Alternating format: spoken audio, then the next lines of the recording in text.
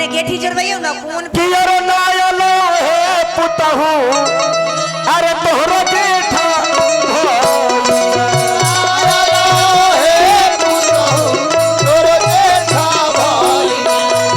अरे कहना के सारी पेनी करब घुआ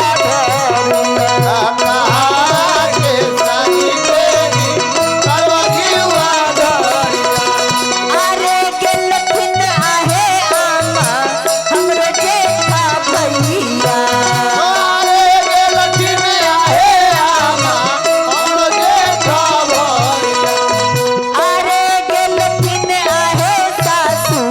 हमरे जेठा भैया अरे गेलथिन आहे सासू हमरे जेठा भैया एको मिनट अलग न रहेला चाहे छी बीच में बउआ को बैठाइए पे बैठिए देखिए सुमोद भैया हाँ बोले कल कि नहीं हरे के सड़िया पहनी करबै खुआ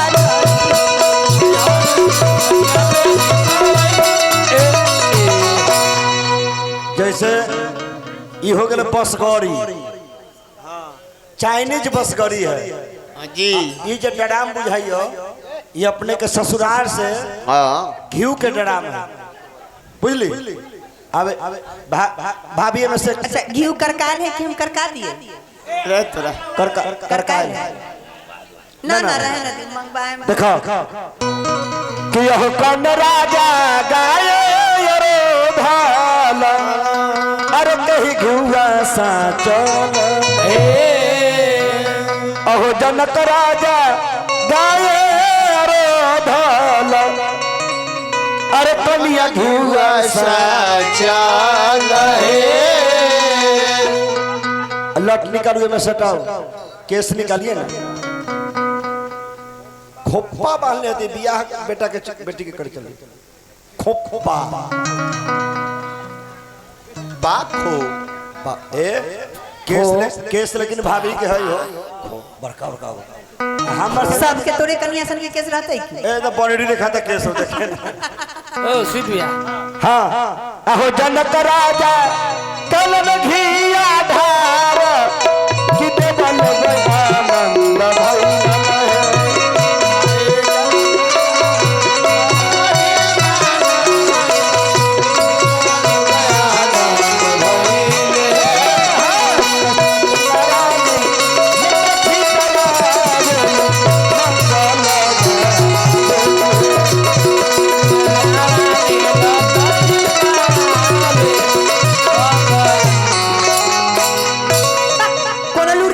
पूरा घी यहाँ ला छिटका पड़ गेले हे भगवान धराले हुआ पड़ गेल हुआ देख अपना हो के पैंट पर पड़ल है हटा कोनो लूर हम पंडित जी भेले दियो अरविंद दक्षिणा लो हट उना ले चॉकलेट दे ए नेट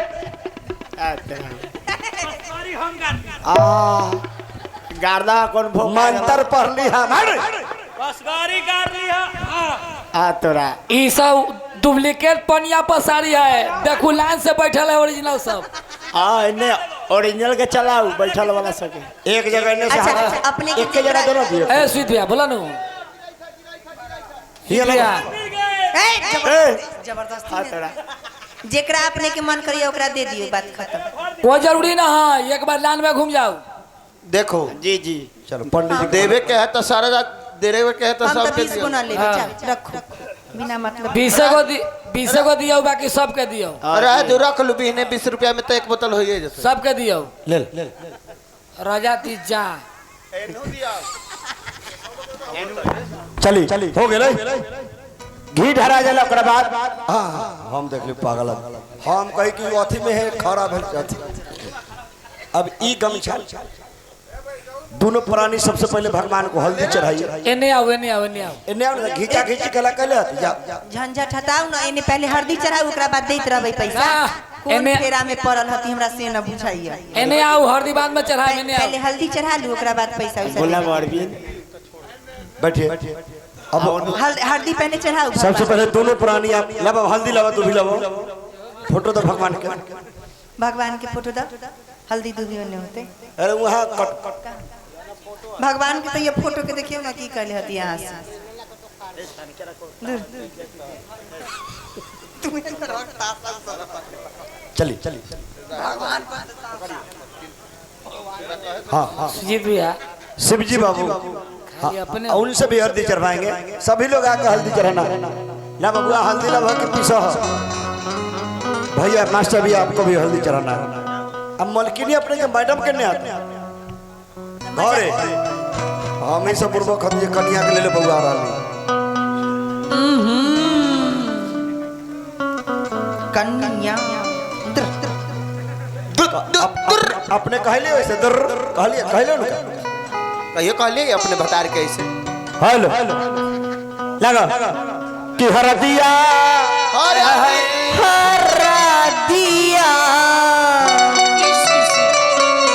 हरदिया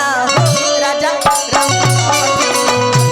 हो राजा राम जी के हरदिया हो सिया राम जी के घर हरदिया हो सिया राम जी के घर। उन्हें ताक के एकदा फोटो खिंचवा आज कल बदमाश हो गई हो एमे ओमे सब में पास हो गई हो आज कल बदमाश हो गई हो एमे ओमे सब में पास हो गई हो अब आइए न चूमा लीजिए मेरे महाराज मेरे महाराज मेरे महाराज महोदय जी लबटाओ महाराज महोदय जी लबटाओ हरदिया हो राजा राम जी के घर।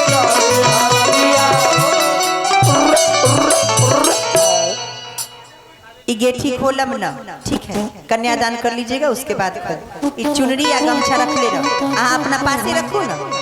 ऐसा ना जे जाकर सूत रहो अरे हल्दी चढ़ा देलन अपन दीदी आपन दीदी आपन दीदी आपन दीदी हो आपन दीदी हरदिया हरदिया हरदिया राजा राम जी के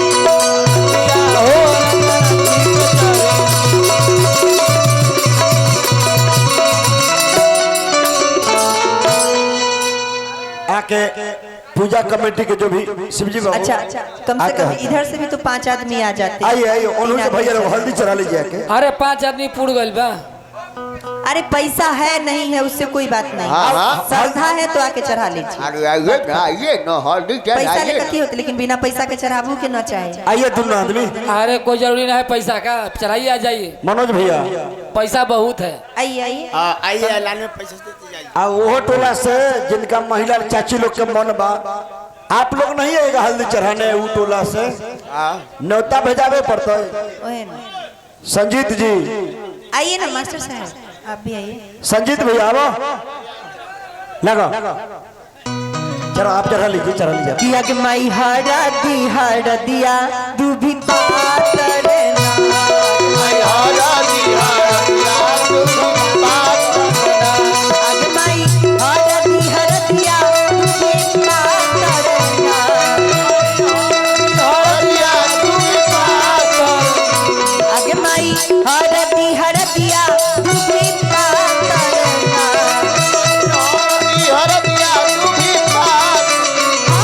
आगे माई हरा दिया दूभी पातर ना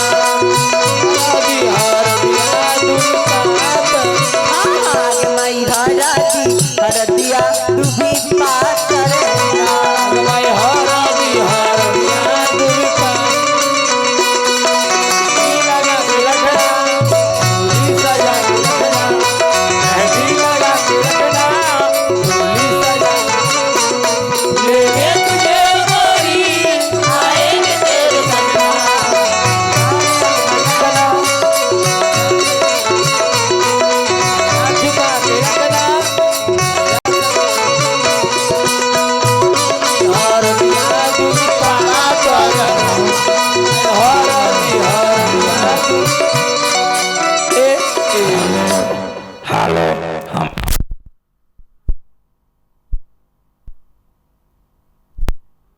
हेलो हेलो हमारे हर चढ़ाने वाले जितने भी भाई बंधु हो कृपया आके मंच पर हल्दी चढ़ा दे। जितना भी माई बहन लोग हैं आके हल्दी चढ़ा लीजिए।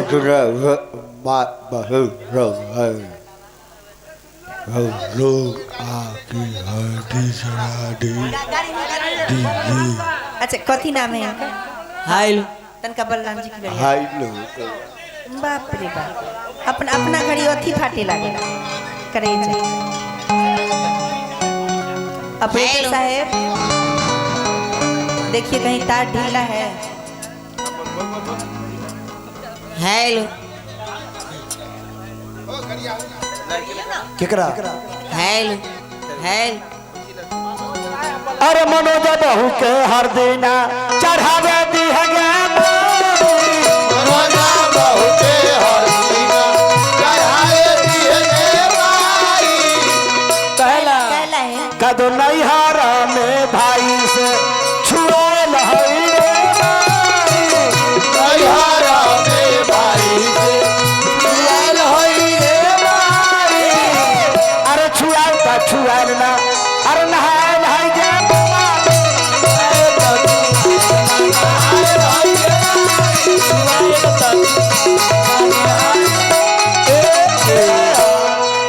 अब ने राजीव भाई के मेहरारू के कुछ कहे के जरूरी था। हाँ राजीव भाई के देखा तो सुन ले राजीव बाहू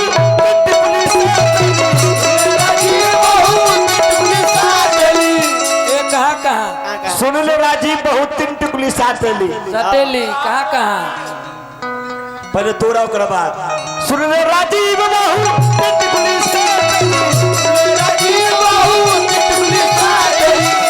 ये कहाँ कहाँ एगो ये में एमे का मतलब बुझ गया, एमे का मतलब बुझ गया, ओमे का मतलब एमे के मतलब है कि अभी महिला लोग तन्नी गो बिंदी यहाँ साथी साथी आ एकरा ऊपर बड़का गो टिकुला आ नजर गुजर के एजगा बिंदी तन्नी गो एगो यहाँ साथ लिए तो एक दू गई तीन ना हो गई। यही से कह रहे एगो एमे है सिया राम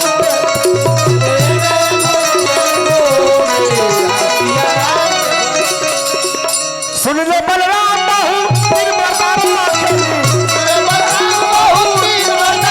खेली आ सुन ले सुबोध बाहू तीन सरिया देली कैसन अब लड़ी का जवाना कई बुढ़ावा सिया राम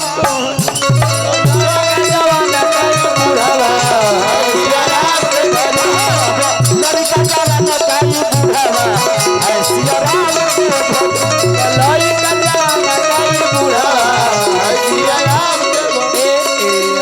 भगवान नाम और कोई आदमी बचल है ना हल्दी चढ़ाने के लिए राजीव भैया चढ़ा दिए राजीव बच्चा संजीत भाई भागल जाय छी केने संजीत भैया पिछुआ ए संजीत जी हमरे क्रिया हो गेल आके हल्दी चढ़ाओ चढ़ाई आइए हल्दी चढ़ाओ आइए संजीत भाई अब बताइयो ना क्रिया दे देलक मर जतई तकर बाल बच्चा के त बाल बच्चा त सियान होई मौगी केकरा के देखते हमरा त से टेंशन भेल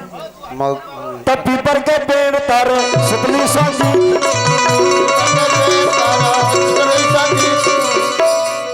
त पीपर के पेड़ तर सुतली पूनमिया छलड़ी तब की भेलै अब ऊपर से गिर गईले लासर मन धीरे धीरे ऊपर से गिर गईले लासर मन धीरे ऊपर से गिर गईले लासर मन धीरे ऊपर से गिर गईले लासर मन लाशा गिर गल पूनम देवी के ऊपर से तो राजीव जी के माया लागल तो मलिया में तेल लेके गले राजीव रसिया मलिया में तेल लेके गले राजीव रसिया तब की भेलै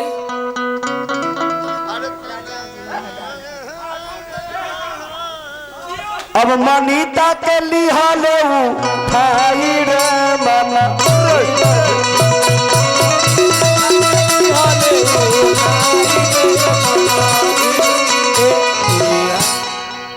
ले ना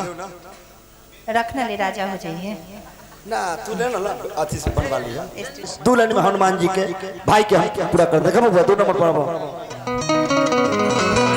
श्री राम हाय हाय हाय महावीर जी का मंदिर है जानकी बैठे हैं कहा मेरे सीने में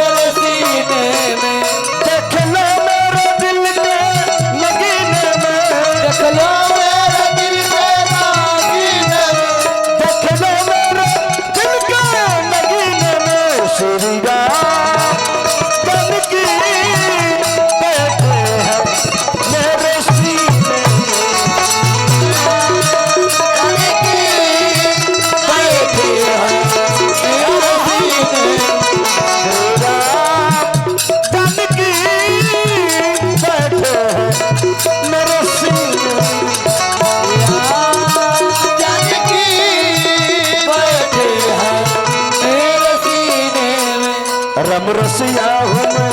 रम सुमिरन करूँ राम रसिया हूँ मैं राम सुमिरन करूँ रम रसिया हूँ मैं रम सुमिरन करूँ रसिया हूँ मैं राम सुमिरन करूँ राम ही नाम का मैं तो चिंतन करूं राम ही नाम का मैं तो कीर्तन करूँ राम के नाम का ही